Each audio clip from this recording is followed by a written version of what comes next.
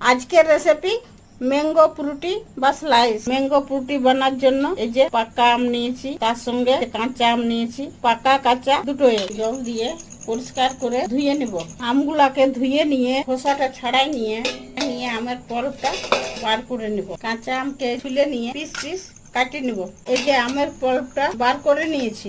এরপর একটা গামলায় যে ছাঁকুনি দিয়ে আমের পল্পটা অল্প অল্প করে ছাঁকে নিব। এমনি করে সবটা ছাঁকে নেব। এই যে আমের পল্পটা ছাঁকে নিয়ে পরে যে একটা মিক্সিয়ে আধা পাকা আধা কাঁচা আমগুলা এর সঙ্গে একটু আদা 7-8টা এলাচ দিয়ে পিষে নিয়ে আর ওই ছাঁকনিটাতে এটা ছেঁকে নিব। ছাঁকার পর যে গুঠলি গুঠলি বেরাইছে এটাকেও একবার মিক্সিয়ে পিষে নিব। ওগুলা পিষে নিয়ে সবগুলাকে একসঙ্গে ছেঁকে নিব। সব পল্পটা বার করে নিয়ে যে আমের রেশাগুলা বাদ দিয়ে দেব।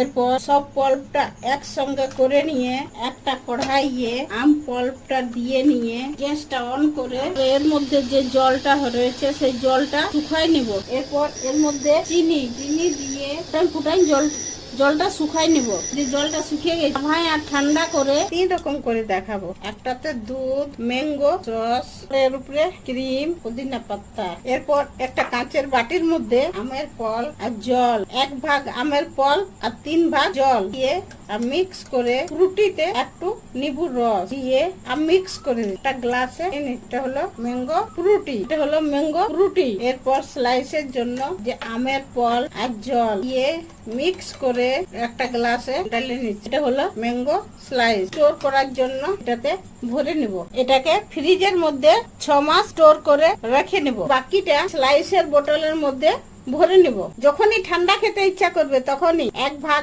আমের ফল আর 3 ভাগ জল মিক্স করে নিয়ে স্লাইসের মতো খেতে লাগবে। ফ্রিজারের মধ্যে এটাকে 6 মাস স্টোর করে রাখা যাবে। 3 রকমের বানানো হলো আজকের রেসিপি ম্যাঙ্গো ফ্রুটি বা স্লাইস। ম্যাঙ্গো ফ্রুটি বনে রেডি। খেতে একদম দোকানের মতো হয়েছে।